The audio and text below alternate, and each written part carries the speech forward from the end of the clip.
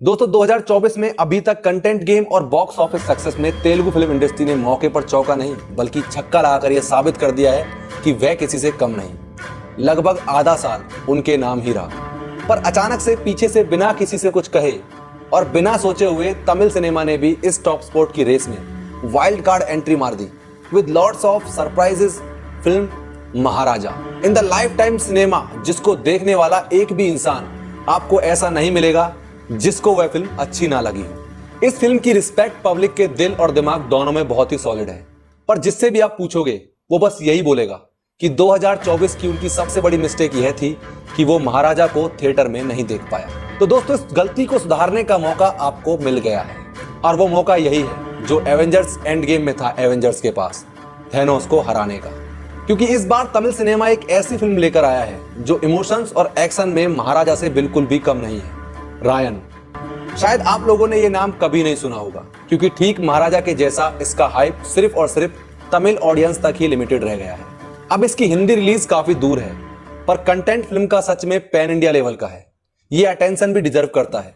बाद में जब फिल्म OTT पर देखोगे तो फिर से यही बोलोगे कि काश ये मूवी मैं थिएटर में देख पाता। तो दोस्तों, धनुष को अभी तक हम लोगों ने एक्सपीरियंस किया है कि स्क्रीन के सामने उनके कंटेंट और लेटेस्ट कैप्शन मिलाकर एक से बढ़कर एक सिनेमा हमको देखने को मिलता है। पर दोस्तों, धनुष की यह सबसे बड़ी क्वालिटी है कि उनकी कोई भी दो फिल्म कभी भी एक जैसी नहीं मिलेंगी। उनका हर बार कुछ नया और डिफरेंट कैरेक्टर मिलता है जो पब्लिक का दिमाग हिला देता है। लेकिन इस बार रायन को बनाने में खुद धनुष का दिमाग भी हिल गया है क्योंकि दिमाग उन्हीं का लगा है। अब धनुष एक एक्टर की तरह सब कुछ करते हैं, तो जरा सोचो एक डायरेक्टर की तरह इन्होंने क्या क्या किया होगा। चलिए आपको एक कहानी बताते हैं चोर पुलिस के गेम की। अब दो बड़े डॉन आपस में भिड़ रहे हैं फॉर द पावर कि कौन बड़ा है, किसका एरिया बड़ा है और किसका एरिया कौन सा है। दोस्तों, दो सांपों को आपस में आपने लड़ते हुए देखा होगा।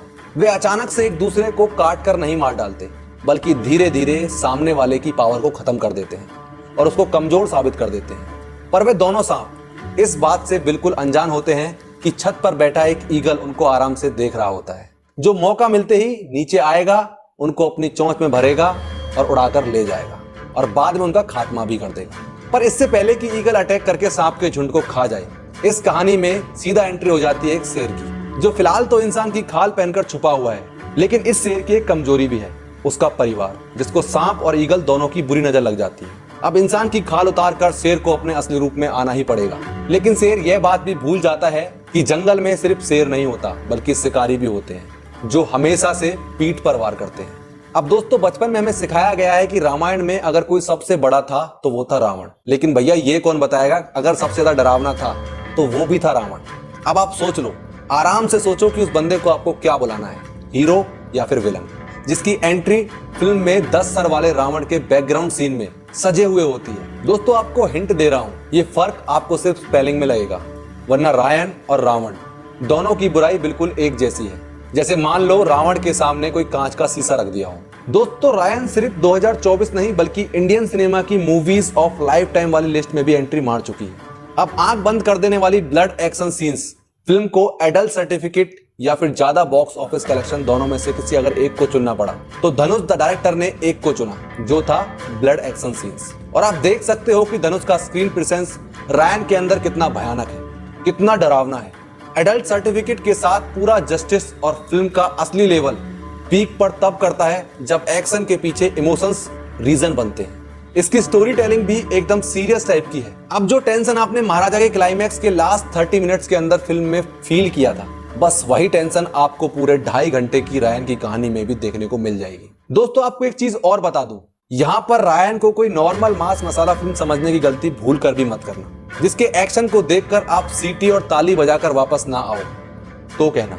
इस फिल्म का स्ट्रॉन्ग कनेक्शन है दुर्गा और रावण दोनों के साथ। धनुष एज ए डायरेक्टर सिर्फ आंख नहीं बल्कि आपके दिमाग को भी टेस्ट करना चाहते हैं। पर फिल्म को देखने के लिए सबसे बड़ी शर्त यही होगी कि आपको ये फिल्म थिएटर में जाकर एक्सपीरियंस करनी होगी, क्योंकि आप OTT या फिर टीवी पर इसको देखोगे तो शायद आपको उतना मजा नहीं आएगा। अब दोस्तों, अगर बात करें इसकी म्यूजिक की तो AR रहमान को ऐसे ही म्यूजिक इंडस्ट्री का जीनियस नहीं बोला जाता। अगर इसका जवाब आपको चाहिए तो आपको रायन के बैकग्राउंड में बजने वाले म्यूजिक को भी फील करना होगा, जो कि आपके रोंगटे को खड़े कर देगा। प्लस में इसकी हिंदी डबिंग भी बहुत ही कमाल की गई है। फालतू में कॉमेडी डायलॉग्स को घुसाकर इसकी ओरिजिनल कहानी को डिस्ट्रॉय नहीं किया गया है। इसके इमोशंस के साथ कुछ भी छेड़छाड़ नहीं होने वाली है, क्योंकि दोस्तों सचिन जिन्होंने रॉकी भाई को हिंदी में सेंसेशन बना दिया, वही इस बार धनुष को रायन बनाकर आप लोगों के सामने लेकर आए हैं। तो बॉस, इस मूवी को मेरी तरफ से मिलने वाले हैं 5 में से 5 स्टार, क्योंकि इसमें कुछ खास बातें भी हैं। पहले तो नो नॉनसेंस बल्कि प्योर इमोशंस एंड प्रेजेंटेशन। दूसरा है फेस ऑफ